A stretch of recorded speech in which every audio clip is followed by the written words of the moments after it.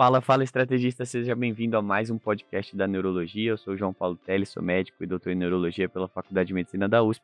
Estou aqui acompanhado mais uma vez do meu amigo Lucas D'André, também neurologista pela USP, preceptor do Hospital Sírio-Libanês. Vambora para mais um podcast? Bora para mais um, pessoal. Vamos lá. Vamos lá, hoje a gente vai falar aqui de coma e alterações de consciência, pessoal. Um assunto bem interessante, com uma incidência em prova razoável, porque toca um pouco de anatomia, tem conversa com muitas condições clínicas específicas, então as formas de cobrar são bem variadas, mas o conhecimento em si é um conhecimento muito importante aí para a prática geral, para a prática do neurologista, então os examinadores gostam muito de cobrar isso aí, né? Para entender de coma e alterações de consciência, a gente precisa rapidamente conceituar a consciência, né? A consciência é um estado de conhecimento de nós mesmos e do mundo. Então, é você estar atento e entendendo quem é você, quem é o mundo e como os dois se relacionam, né? Existem dois aspectos importantes da consciência, que é o nível e o conteúdo. O conteúdo da consciência é como o próprio nome diz, né? O que você está pensando, o que a gente fala, né? Como você toma as decisões, como você se comporta. E o nível de consciência que vai ser mais importante para nossa aula aqui é o tanto de alerta, né? O quanto acordado você está, o quanto você está interagindo com o mundo à sua volta, independente do conteúdo exato dessa interação, tá? E aí você precisa ter ideia de alguns termos que a gente vai falar aqui. Vigília é o indivíduo que está espontaneamente de olhos abertos. Isso não significa que ele está olhando para você ou que ele está interagindo com ninguém. Quando você fala que um paciente está vigil, significa que você foi avaliá-lo e ele está de olhos abertos. Sonolento é o indivíduo que desperta, né? Ele está espontaneamente, geralmente de olhos fechados, e ele desperta a estímulos não dolorosos, né? Então você chega e fala assim, seu Lucas, tudo bem? Ele acorda e com maior ou menor rapidez volta ao estado, né, de dormir. O indivíduo torporoso é o indivíduo que desperta a estímulos dolorosos. Então você chama, ele não responde, mas quando você chacoalha ou faz um estímulo doloroso, ele acorda, né, e geralmente volta a dormir logo depois. E o indivíduo em coma é um indivíduo que não desperta nem ao estímulo doloroso, né? Então, o indivíduo que não responde não reage ao estímulo doloroso, tá? O rebaixamento de nível de consciência como um todo é uma emergência médica. Não significa que o paciente está em coma, se rebaixamento é uma coisa genérica, ele pode estar sonolento, pode estar torporoso, mas geralmente indica aí uma afecção qualquer que está comprometendo o nível de consciência e aí você precisa agir como uma emergência, porque muitas das causas subjacentes são de fato emergência. O atendimento inicial é como tudo na clínica médica, né, na medicina de emergência, via aérea, respiração, circulação e você avaliar propriamente dita a parte neurológica muitas vezes, tá bom? Vamos falar de Perfeito. algumas causas agora de rebaixamento de nível de consciência e como a gente pode talvez começar a diferenciá-las já pelo exame físico, né? Boa, então vamos lá. Para vocês entenderem as causas, a gente tem que ter um conceito mais amplo de coisas focais e coisas difusas, tá? Então, sendo bem simplório, mas não um pouco detalhista, focal, pessoal, a gente vai dividir em supratentorial e infratentorial. Então, supratentorial são as estruturas que estão acima da tenda cerebelar, do tentório. E elas são o diencéfalo, tálamo, hipotálamo e os hemisférios cerebrais. Infratentorial é o que está abaixo disso, né? E são principalmente o tronco cerebral e o cerebelo. Então, normalmente essas regiões, quando você tem uma lesão nessas regiões que rebaixa, é porque pegou o SARA, que é um sistema ativador reticular ascendente, que é o nosso grande ativador da consciência, que mora na ponte no mesencéfalo, ali no meio para cima do tronco, e ele se espalha difusamente pelo córtex. Então, um AVC, hemorragia, um TCE, um tumor, esses podem dar coisas focais com rebaixamento de nível de consciência.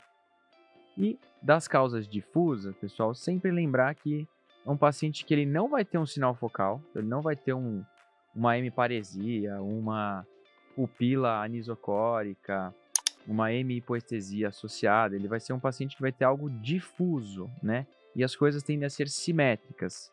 E eles acometem o SARA já numa região de encéfalo como um todo. E as principais causas do rebaixamento de nível de consciência difuso são as causas metabólicas, com destaque para problemas renais, problemas hepáticos, problemas metabólicos do tipo diabetes, também lembrar das intoxicações. Então, causas difusas, beleza? Então, divide em focal e difuso. Das focais tem supratentorial e infratentorial. Lembrando que infratentorial, como lesões pequenas infratentoriais podem dar o rebaixamento, porque é tudo espremidinho no tronco. Lesões supratentoriais focais têm que ser muito grandes para dar um rebaixamento de nível de consciência. E as difusas, que são metabólicas, medicamentosas, renais, etc., elas pegam o SARA já numa região difusa cortical, sem uma lesão focal, portanto não costumam dar um sinal neurológico focal. Exatamente. Isso é muito importante de lembrar porque nem todo rebaixamento de nível de consciência é um problema neurológico, né? Às vezes não, 100% das vezes o cérebro é uma vítima, não tem jeito. E aí ele 100%. às vezes é uma vítima realmente de outros sistemas aí que estão causando o rebaixamento. A gente precisa fazer uma avaliação clínica focada, né? Para entender se esse rebaixamento é provavelmente de origem difusa, metabólica, de outros sistemas, ou se ele realmente pode ser alguma coisa focal, alguma coisa estrutural do cérebro, né? A primeira parte dessa avaliação clínica é a avaliação do nível de consciência, né? Você saber se o paciente está de fato em coma, se aquele paciente rebaixado está em coma. Como você vai fazer isso? Você deve chegar, chamá-lo, depois fazer estímulos progressivamente mais vigorosos. Lembrar que, por exemplo, um AVC pode dar uma hemipoestesia, então não adianta você balançar só um lado da pessoa ou fazer um estímulo doloroso só de um lado.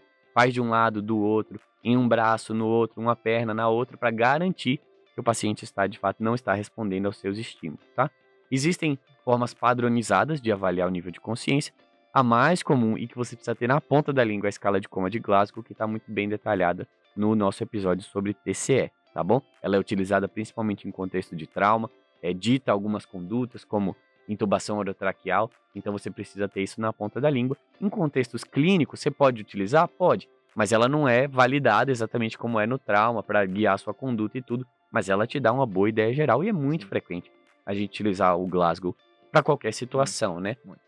Embora a avaliação para uma causa clínica possa ser e deva ser mais detalhada. Avaliou o nível de consciência, você vai para aqui talvez a parte mais importante do exame para você, isso aparece em prova direto e você precisa saber que é a avaliação pupilar. Depois da avaliação clínica, você testou então, o paciente está de fato em coma, você vai avaliar esses reflexos de tronco, começando pela pupila. E aí, para entender as alterações, você precisa saber qual é a fisiologia, né? Como que ocorre a inervação pupilar e o reflexo fotomotor. Como que se dá isso aí no encéfalo. Então vamos lá, pessoal. A pupila, ela não é controlada porque você quer. Então ela é do sistema nervoso autônomo. Tá? E ele é tanto o simpático quanto o parasimpático. Então, o simpático, ele vai dilatar a nossa pupila, né, ou fazer o que a gente chama de midríase. Lembra quando você fala midríase, você abre a boca no ar, então lembra que isso abre, tá? E o parasimpático, ele vai fazer a contração ou miose, tá? Basicamente, o simpático quer que você veja o máximo possível das coisas sem detalhe, então ele abre o seu olho, por exemplo, no escuro, e o parasimpático, ele quer te dar o detalhe. Então ele fecha o seu olho, tá? Beleza. A inervação parasimpática, vamos começar por ela que é mais fácil, ela é feita pelo nervo oculomotor, que é o terceiro. E o oculomotor, ele sai lá do mesencéfalo e vai até a órbita, ou seja, ele vai estar no mesencéfalo. Mesencéfalo. Terceiro par, mesencéfalo, inervação parasimpática, tá bom? Miose. Então ele é muito suscetível a uma compressão por uma herniação uncal, um aneurisma de comunicante posterior, tá? Guardem esses dados. E o simpático, que faria a nossa midríase, ele começa no diencéfalo, desce por todo o tronco, vai lá na medula cervical, na transição cérvico-torácica, sobe de volta passando pelo ápice pulmonar e pela carótida interna. Então ele faz também, lembra do tumor de Pancoast, né, que dá uma síndrome de Horner, com compressão no ápice pulmonar? Ele dá o Horner porque você mata ou enfraquece o simpático que está passando pelo ápice pulmonar e o paciente não consegue fazer a midríase, tá? Dissecções carotídeas, pista de prova. O paciente teve uma dissecção carotídea, não raro ele vai apresentar um Horner associado, uma dificuldade de midríase no escuro. Então vamos lá. Quando você estiver diante de uma questão de rebaixamento de consciência, ele vai te perguntar, provavelmente, ele é queridinha de prova, a topografia, ele vai te explicar direitinho a pupila. Então, ó, pupila midriática significa que você tem um comprometimento na capacidade de miose.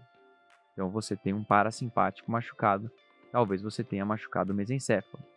Pupila miótica quer dizer que você perdeu a capacidade de fazer midríase. Então, você tem um acometimento do sistema simpático em alguma dessas regiões que a gente falou agora. Pupila média e sem resposta à luz, você matou os dois. Então, quando ele falar pupilas médias, não fotorreagentes, acabou, já morreu o simpático e o parasimpático. Tá? Como que é o reflexo fotomotor? Eu recebo pelo segundo par, que está fora do tronco, está em cima do tronco. Ele manda uma mensagem para o terceiro par no mesencéfalo e aí eu contraio. Tá? Então, se eu tiver uma lesão no mesencéfalo, eu não tenho reflexo fotomotor. Perfeito. E, além de tudo isso que você mesmo falou no começo um ponto muito importante, né? Pra gente já começar a pensar. Isso tudo, essa fisiologia, pensa, se você tem um problema metabólico, né? Uma intoxicação e tudo, você pode até ter alteração, mas é uma coisa difusa, é uma coisa do sangue, né? Uma coisa que não tem porquê você, por uma razão metabólica, você ter uma midríase à direita e não ter à esquerda, você tá com a pupila responsiva à esquerda e a da direita tá normal. Então, toda vez que você vê a assimetria, você vai pensar que tem bola ali na cabeça, tem alguma coisa, algum problema, algum foco de problema, porque senão não teria porquê, a princípio, ser assimétrico, tá? Beleza, avaliamos o nível de consciência, avaliamos a pupila, tem um outro ponto importante para a gente fazer o diagnóstico topográfico do coma, que é a resposta motora. Então, quando você faz um estímulo doloroso numa pessoa, na verdade, sim, primeiro de tudo, né, uma pessoa acordada, se você der um comando, ela obedece o comando. Então, ó, pega aqui com a mão direita uma caneta, ela vai e pega. Ou então estica, abre e fecha sua mão esquerda, ela obedece. A pessoa em coma muitas vezes não obedece, e aí ela pode ter respostas estereotipadas que vão te dar dicas de onde está a lesão também, além da pupila. Então, quando você faz um estímulo doloroso numa pessoa que não está respondendo, obedecendo seus comandos, o que é o normal, né? É o mais próximo do normal. Você é uma pessoa que vai se afastar, ou vai buscar aquele estímulo doloroso, né? Porque é uma resposta natural você afastar o que está causando o estímulo doloroso. Se a pessoa não consegue fazer isso, o próximo passo é ela fazer uma flexão inespecífica. Então, aquela pessoa que não consegue, não tem uma coordenação, né? Não tem mais a capacidade de buscar o estímulo doloroso, mas ela flete tudo porque ela está com dor. É uma resposta estereotipada, mas é uma flexão normal, ou seja, que acontece sem uma lesão, possivelmente, né, sem uma lesão estrutural do sistema piramidal. Você pode, se você tiver uma lesão do sistema piramidal ao nível do mesencéfalo, você pode assumir uma postura de decorticação, que é uma flexão dos membros superiores e uma extensão dos membros inferiores. Uma resposta estereotipada e aí sim, com certeza patológica, né? Mostra, principalmente se você tiver uma assimetria, mostra que você tem algum problema aí no mesencéfalo. Se você tem uma lesão na ponte, você pode ter uma resposta de descerebração, que é a extensão dos membros superiores e extensão dos membros inferiores, também uma resposta patológica, anormal, que aí a descerebração é muito sugestiva, né, de uma causa estrutural. Se você tem uma lesão no bulbo, você muitas vezes vai estar em atonia, né, não vai ter nenhuma resposta motora, ainda que você faça uma lesão, ainda que você faça, um estímulo doloroso. O que é importante de lembrar aqui, você pode ter um paciente que não tem lesão neurológica nenhuma e não ter resposta motora? Pode, se ele estiver num coma profundo, tá com alguma causa metabólica muito grave, pode. Mas, de novo, a mesma coisa da pupila. Se você faz estímulo de um lado e o paciente tem uma decorticação, faz um movimento estereotipado de um lado, uma resposta patológica, é bem sugestivo de que você tenha, de fato, uma lesão estrutural causando aquele problema. Por fim, o último aspecto que é importante que a gente feche o quebra-cabeça da topografia, que é importante para o diagnóstico topográfico do coma, é a respiração. Por que isso? Porque o cérebro controla, né, o sistema nervoso autônomo controla o ritmo respiratório, e aí lesões em alguns pontos específicos vão te dar padrões de respiração específicos também. Quando você tem uma lesão causando coma em hemisfério cerebral ou até chegando no tálamo, né, ou seja, já chegando perto do tronco cerebral, mas ainda não acometeu, você pode ter uma respiração normal ou você pode ter uma respiração de Chine-Stokes. Talvez você se lembre lá da insuficiência cardíaca, uma hiperpneia que vai diminuindo, né, até um período de hipopneia, às vezes apneia, depois volta a acelerar, hiperpneia, então você tem esse diamante, né, o paciente que respira, às vezes alterna hiper com hipopneia. Quando você tem uma lesão no mesencéfalo, você pode ter uma hiperventilação neurogênica, então, né, por uma causa central, você tem o paciente que hiperventila, ainda a depender da altura, você pode ter um pouquinho da respiração de Chine-Stokes. Na ponte, você pode já ter aí na transição bulbo-pontina, né, você tem já os núcleos muito importantes que coordenam a respiração. Então você pode ter desde uma respiração que ainda lembra aquela hiperventilação neurogênica, a uma respiração apnêustica, né, que você tem momentos de apneia do nada, paradas, respirações em cluster, e aí quando você vai se aproximando do bulbo, você tem realmente a respiração atáxica, que às vezes respira, às vezes não respira, às vezes é hiperventilação, às vezes é hipoventilação, até que você para de respirar, de fato, por acometimento dos núcleos do tronco que controlam a respiração. Então, finalizado isso, a gente consegue falar agora, baseado nessas características clínicas, de onde está uma provável lesão causando coma, né? Resume aí pra gente esse diagnóstico topográfico do coma. Boa. Então, da parte do diagnóstico topográfico, ele vai te dar na sua questão todos esses aspectos que o João falou. Então, vai dar um paciente em coma, rebaixado, não abre o olho, e aí ele vai te dar ou uma postura patológica ou não, ou uma pupila alterada ou não, e você vai juntando os pontos para você falar, eu acho que está nessa região.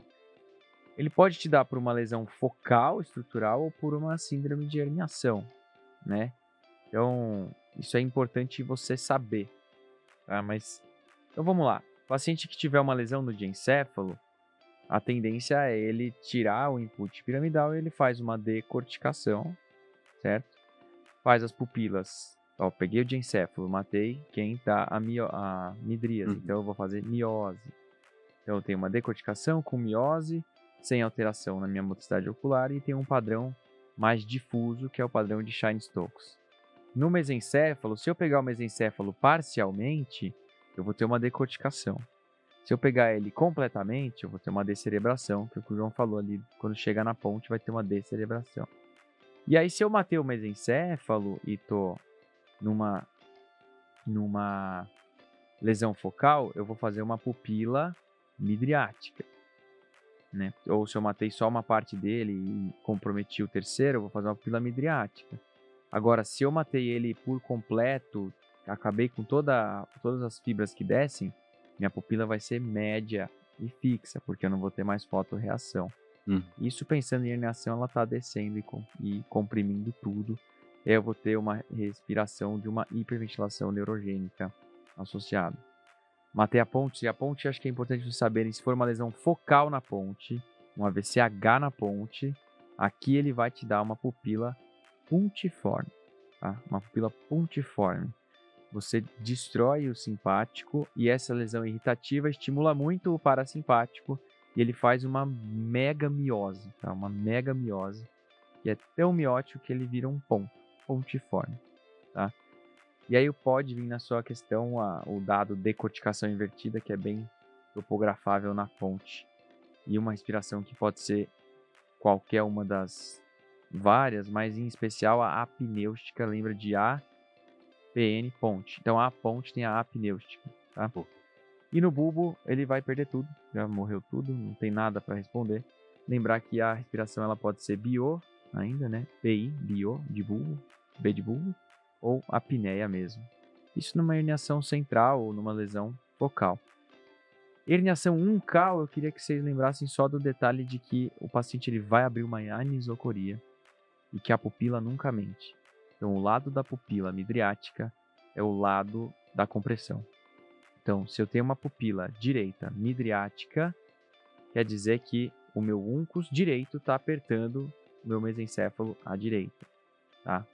Então, só para vocês entenderem isso, porque o paciente, quando você fizer nesse paciente anisocórico, herniação uncal, um estímulo doloroso, ele vai fazer uma postura de decorticação ou descerebração contralateral.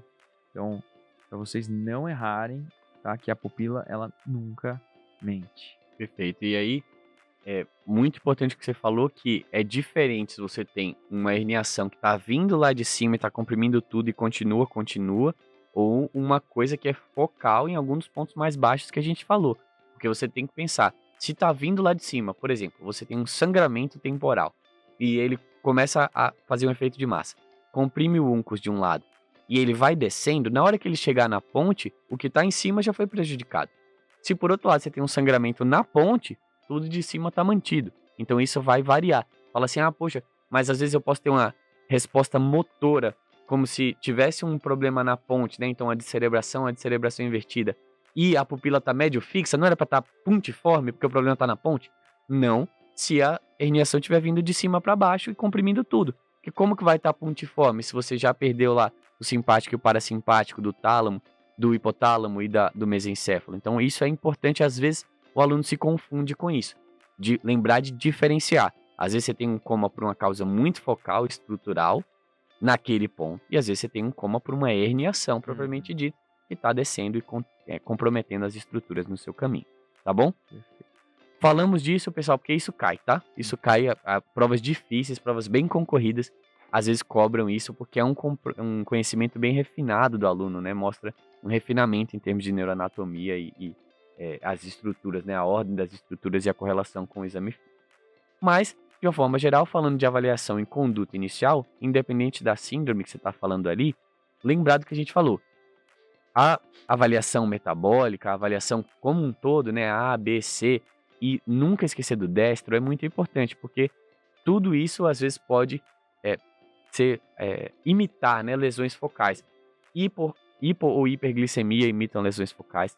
Às vezes alterações de cefalopatia hepática podem imitar lesões focais, então sempre descartar essas causas metabólicas é importante. Óbvio, você tem, como a gente falou, assimetrias e tudo, você vai já correr para um tomo de crânio, para uma coisa para avaliar lesões estruturais, mas nunca esquecer de fazer o básico aí, tá bom? No exame físico tem um sinal focal, vai para tomo de crânio. Se você tem alterações metabólicas, aí você vai pensar talvez no que pode estar causando aquelas alterações metabólicas. Pode ser uma infecção, pode ser uma alteração hepática, uma alteração renal, e aí você vai focar a sua investigação na causa. Líquor é sempre necessário? Não. O líquor é necessário quando você tem alguma suspeita de que pode ser alguma coisa relacionada ao líquor. Por exemplo, tem uma rigidez de nuca, você tem sinais infecciosos, o paciente está com febre, tem leucocitose, você suspeita de alguma forma de uma meningite, então isso pode sim requerer um líquor, mas não é obrigatório em todos os casos de rebaixamento de nível de consciência. Veja o nosso episódio de infecções. Né? Perfeito, o episódio de meningite da infectologia. Vamos agora falar de uma causa aí de alteração de consciência que é queridíssima de provas, que é a encefalopatia de Wernicke-Korsakoff. A encefalopatia de Wernicke-Korsakoff é uma das manifestações da deficiência de tiamina. Tiamina, a vitamina B1, é essencial para o funcionamento dos neurônios. Então, a deficiência de tiamina tem problemas bem clássicos que caem em prova, que acontecem decorrentes da sua ausência. A tríade clássica que você não pode esquecer é ataxia, oftalmoparesia e alteração de consciência, né? Confusão mental. O que é que você precisa associar para, além da tríade, pensar na deficiência de tiamina?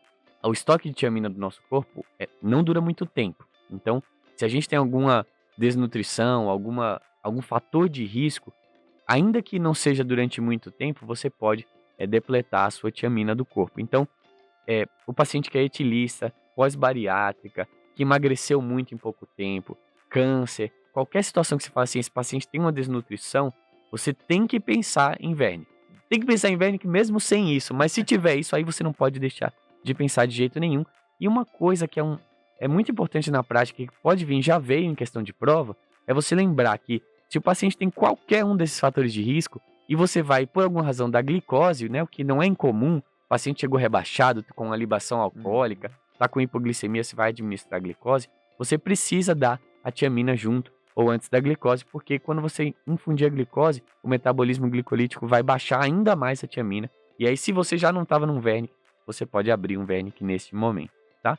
O Wernicke, como a gente mesmo está falando, o tratamento é com tiamina, mas se não tratado ou se tratado tardiamente, ele pode evoluir para a síndrome de Wernicke-Korsakoff, né? E aí qual que seria É. o achado a mais que caracteriza a síndrome de Korsakoff? É, essa é um. Isso é importante vocês saberem, porque é uma urgência neurológica isso aqui, né? Não é brincadeira o Wernicke. Porque a partir do momento que ele atinge o polo de psicose de Korsakoff ou síndrome de Wernicke-Korsakoff, não volta mais, né? E é uma lesão em que o paciente tem uma amnésia anterógrada, ou seja, ele esquece boa parte do que ele viu em 1 ano, 2 anos, não aprende nada novo, certo? E ele confabula, ele inventa coisas sem saber que ele está inventando. Então ele não tem o conhecimento de que ele está inventando essas histórias. Então é um paciente que fica completamente disfuncional, não consegue mais conviver em sociedade. Então, pessoal, vocês viram um Wernicke ou suspeitou de um Wernicke ou é antilista rebaixado, coloca tiamina, pelo amor de Deus, na vida real e na sua prova também, tá? Porque é um queridinho de prova o Wernicke. Exatamente. Não esquecer, hein, pessoal? É tríade, é ataxia, oftalmoparesia e confusão mental. A tríade precisa estar lá os três? Não precisa. Qualquer um dos três que tiver, você tem que suspeitar de Wernicke. Mas principalmente para a prova, é comum dar o quadro com a tríade completa para você não errar isso aí. Aí você não pode errar a síndrome de Wernicke. Tá bom? Vamos para o segundo grande tema aí, depois da introdução anatômica, de sistema nervoso como um todo, de semiologia. Agora a gente falou de Wernicke, agora a gente vai para o segundo, que é delírio. Delírio está numa estimativa aqui de mesa de bar, baseado em vozes da minha cabeça que já viram muitas e muitas e milhares, dezenas de milhares de questões de prova. Delírio deve estar aí facilmente em mais de metade das provas de residência como um todo. De todas as provas de residência, mais da metade com certeza tem uma questão sobre delírio. Então você precisa saber o que é o delírio. É o estado confusional agudo. Esse é o nome mais, é um termo mais informativo, digamos assim. E ele te informa mais características do que é o delírio. Primeiro de tudo, agudo. Então é um quadro que se inicia agudamente, geralmente a menos de 7 dias, né? De forma aguda. O paciente está com as características que a gente vai falar do delírio há 2 anos, e isso não é delírio, né? Agudo e caracterizado principalmente por desatenção. Desatenção precisa ter, pessoal. Então, você tem um comprometimento do funcionamento encefálico e, principalmente e já inicialmente, você perde a capacidade de manter a atenção nas coisas. Além da desatenção, você tem ou um pensamento desorganizado ou uma alteração do nível de consciência. E aí, com esses 3 aspectos, né? O início agudo, a desatenção e o pensamento desorganizado ou alteração do nível de consciência, você fecha o diagnóstico de delírio. Mas nunca esquecer aí desse fato de ser agudo e desse fato da desatenção. Por quê? Muitas vezes a questão vai te dar um diagnóstico diferencial entre um quadro depressivo, um quadro demencial e um delírio. E aí o que vai te marcar muito que é o delírio é o início agudo, né, ou a história aguda e o comprometimento da atenção, que às vezes nesses outros quadros você pode ter o paciente confuso, o paciente com alguma dificuldade cognitiva, mas não é nem agudo e não necessariamente tem um comprometimento da atenção também. Exatamente, ele pode até dar uma questão, igual você falou, né, um vozinho já te dando todas as características de demência, mas que é um quadro, aí de repente, subitamente o paciente muda. Aí isso pode ser uma questão de prova que pode te levar ao erro se você esquecer que teve ou não dar a devida atenção à ocorrência aguda. Então, fica bem atento com isso. E aí o delírio é um sinal de que o cérebro está sofrendo. Mais uma vez, pobre do cérebro, sempre a vítima está sofrendo com alguma coisa que pode ser do próprio cérebro, mas mais frequentemente é de fora do cérebro, né? Então qualquer infecção, o fato de o paciente estar hospitalizado, o fato de o paciente ter tido algum estressor orgânico recente é desencadeante de delírio. Então, o que é que também é perguntado muitas vezes sobre delírio? Beleza, está em delírio, o que é que eu faço agora? Como que eu começo? E aí você começa a investigação pelos exames gerais. Porque hemograma, eletrólitos, lesão renal, lesão hepática, alterações nisso tudo podem causar delírio. Então o paciente está com uma disfunção renal, uma injúria renal aguda e ele se apresenta, ele não vai se apresentar dizendo que a creatinina dele está alta. Ele vai se apresentar dizendo meio confuso e essa vai ser às vezes a primeira coisa que você vai perceber. Então, E é o que o pessoal erra, né? De pedir neuroimagem de primeiro, né? Na perfeito. tomografia de crânio não vai mudar a sua conduta aqui. Exatamente. Então, primeiro de tudo, exames gerais, né? Fazer o exame físico completo, porque às vezes você vai escutar um estertor crepitante, Uhum. vai verificar alguma alteração abdominal, que você vai falar, opa, aqui tem alguma coisa errada, e aí você vai direcionar. Se você não tiver nada a princípio, você faz um exame geral, laboratoriais gerais, e aí depois, ou se você tiver alguma outra característica que te sugira que tem um acometimento do sistema nervoso central, aí você vai para neuroimagem. Fechou? Perfeito. E aí como que você trata o delírio? Primeiro de tudo, você vai tratar a causa base. A gente falou aqui que é o cérebro sofrendo por outra coisa, então não adianta. Se você está com uma hiponatremia causando delírio, você ignorar a hiponatremia e tentar fazer outras coisas. Primeiro de tudo, achar e combater a causa base. Segundo, que aí muitas tem até trial em relação a isso, porque às vezes você tá, beleza, tratando a causa base, mas você tá convivendo ali com o paciente que tá agitado, tá confuso, tá saindo da maca, tem risco de cair, às vezes tá agressivo. E aí o que é que você pode fazer? Você pode fazer os antipsicóticos, mas em dose baixa, tá? Pelo amor de Deus, não vai sedar o paciente. Mas a gente pode fazer o Aldol intramuscular se ele estiver muito agressivo, né? Pode ser o Aldol via oral. E se a alternativa, se ele pode estar na questão, fazer uma quetiapina. Mas lembrando que são doses baixas, tá bom? Você não quer sedar o paciente. E isso é um temporizador É. enquanto você está tratando a causa base e ajustando as coisas para que o paciente saia do delírio. Além disso, existem muitas manobras, né, muitas coisas de manejo ambiental que vão ajudar, ou melhor, não atrapalhar o paciente, né? Porque você imagina aí o paciente está com uma pneumonia, ele entra em delírio. Aí ele interna no hospital, num lugar que está sempre com a luz acesa, tem gente gritando do lado dele, ele não sabe que horas são, é um idoso que já ouve pouco, enxerga pouco, deixou o óculos e o aparelho auditivo com acompanhante, tudo isso piora, né? O cérebro, na verdade, impede o cérebro de se organizar, de manter a calma enquanto você está resolvendo a causa do delírio. Então, você manter a alternância, desculpa, entre o ambiente claro e escuro, você tem um relógio ali, você tem um familiar próximo que pode ajudar, que pode conversar, não manter o paciente contido de forma irrestrita, você utilizar às vezes menos medicações sedativas, menos coisas que vão atrapalhar aquele paciente de manter o ritmo circadiano dele, né, de manter a estrutura do dia dele, é muito importante também para você prevenir o delírio. Sem dúvida. Fechou? Vamos para o último tema agora, morte encefálica. Boa, Esse aqui é encefálica.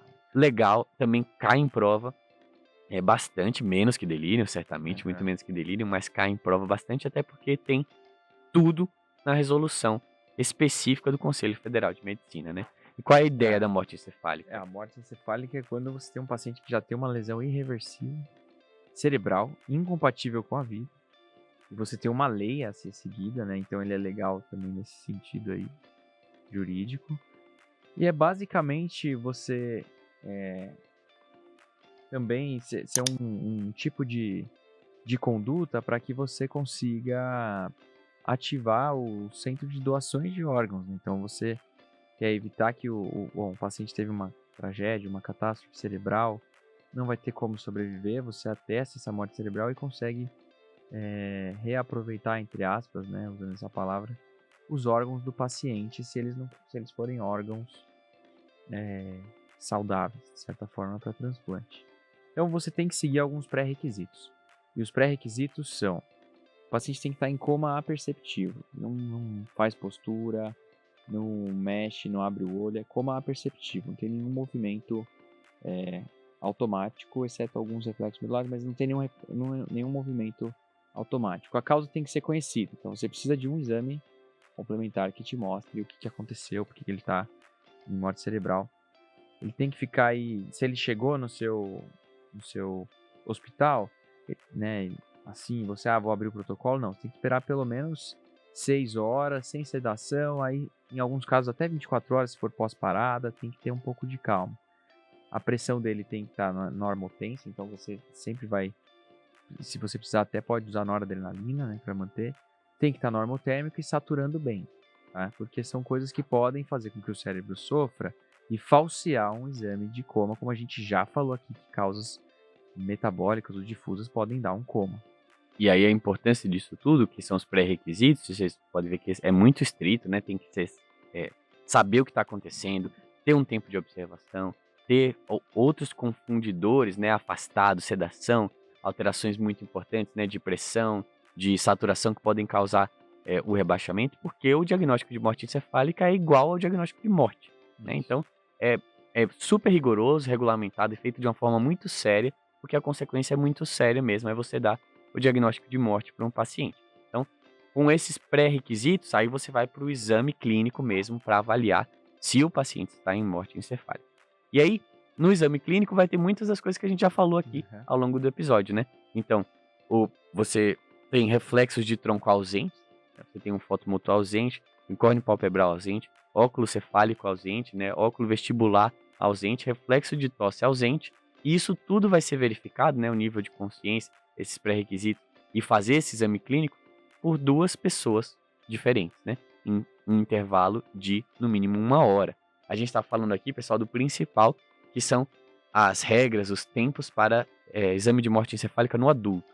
A depender da idade, principalmente crianças, né, ou lactentes, bebezinhos, isso varia, tá? Mas o que é cobrado em prova é o do adulto, e por isso a gente vai falar aqui do adulto. E aí você precisa fazer 2 exames clínicos com um intervalo de pelo menos 1 hora aí por 2 pessoas capacitadas. E um teste da apneia, né? Como que é o teste da apneia? O teste da apneia, você vai desconectar o paciente do ventilador. Normalmente esses pacientes estão entubados. Você vai desconectar ele do ventilador. Vai deixar uma oferta de oxigênio, né, em ar ambiente ali na traque ou no tubo. Um ar ambiente não, mas um suportezinho de oxigênio numa velocidade específica que eles estipulam. Você vai dosar com esse teste de apneia um agaso no início, 10 minutos depois do início do teste. do teste, e você tem que ver se a pressão parcial de gás carbônico do paciente, a PaCO2, subiu para acima de 55 milímetros de mercúrio. E ele não apresentou nenhum movimento respiratório. Se ele tiver isso preenchido, você conclui o teste de apneia. E é um teste que você só precisa fazer uma vez, igual você já falou, uma vez.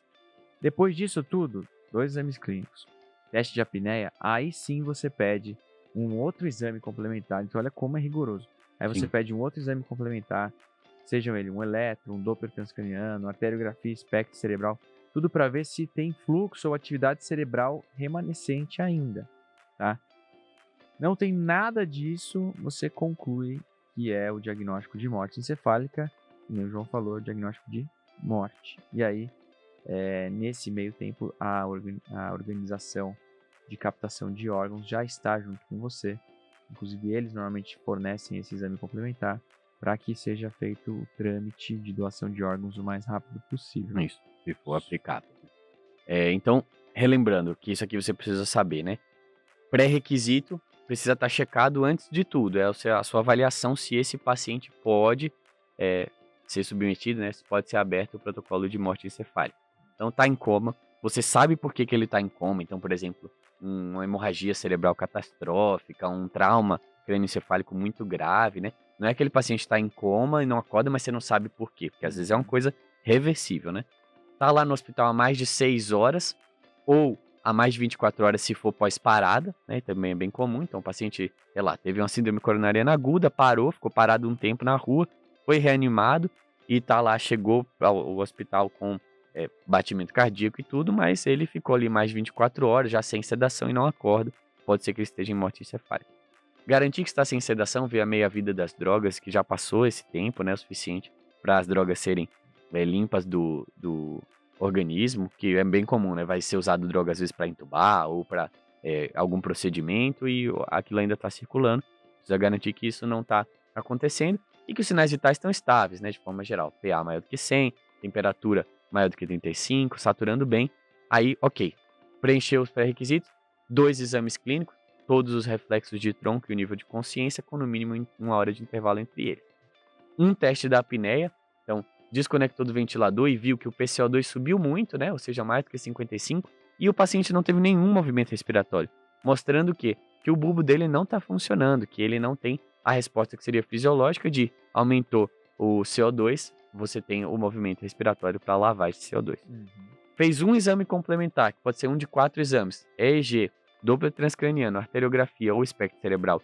E esse exame que foi feito mostrou que, né, no caso do Doppler ou da arteriografia, você não tem fluxo de sangue para o cérebro, ou no caso do EEG ou do SPECT, você não tem atividade metabólico-elétrica do cérebro, aí você fechou o diagnóstico de morte encefálica e, paralelamente, né, lembrar que nunca é a mesma equipe que está assistindo o paciente que vai fazer a avaliação da morte encefálica. E tem outra equipe sempre do hospital que avalia com o paciente, com a família, né, com os valores do paciente que ele passou para a família e com o estado do paciente, se ele é elegível para doação de órgãos. Cuidado com isso, que às vezes essa é uma questão que pode ser abordada dentro do ponto de vista ético, né? Eu não conheço nenhuma questão que abordou isso, mas isso é comum na prática e as questões estão cada vez mais abordando aspectos éticos, né, na parte de medicina preventiva e tudo. Então, se você, como médico assistente do paciente, você não pode ir, por exemplo, falar com a família sobre doação de órgãos. Você não vai perguntar se ele quer doar, Exato. se eles querem doar, se o que é que ele queria em vida. Se eles te perguntarem, você vai responder que pode ser possível que tenha uma equipe só para isso. Mas se não, existe aí um conflito de interesse. Então, nem a organização de procura de órgãos faz a avaliação da morte encefálica e nem a equipe assistente faz a ponte com a procura de órgãos, para que o processo seja o mais liso e rigoroso possível, tá? Falar de algumas coisinhas bem pontuais que já foram cobradas, que são observações importantes e nuances importantes, né, sobre a prova de morte encefálica. Hipernatremia é uma coisa bem comum em paciente em morte encefálica, e isso não impede você de abrir o protocolo, né, nenhuma hipernatremia que você até pensaria assim, poxa, 160, só de 155, não existe um valor assim que você fale, não vou abrir por causa disso. Se o paciente tiver só hipernatremia, você segue. Até porque a lesão cerebral vai dar uma CIAD e o paciente vai aumentar mesmo o sódio. Então, o sódio você pode ignorar na sua questão. Se ele te der um sódio e te perguntar de morte encefálica, não anule a sua questão, porque o sódio tá alto. Exatamente. E por fim, relembrar que a gente já falou aqui, os tempos do adulto são cobrados às vezes na prova, tá? Então, observação intra-hospitalar, 6 horas no geral, 24 horas se for encefalopatia anóxico-isquêmica, né, pós-parada. E o exame clínico tem que ser realizado, os exames clínicos, né, com 1 hora de intervalo no adulto. Beleza? Por pessoas experientes. Por pessoas experientes e capacitadas, né, você precisa ter já feito 10 provas de morte encefálica acompanhado, né, para você fazer sozinho uma prova de morte encefálica. Isso aí. Fechou? Fechou. Maravilha, pessoal. Muito obrigado, um abraço e até a próxima. Valeu, pessoal. Até a próxima.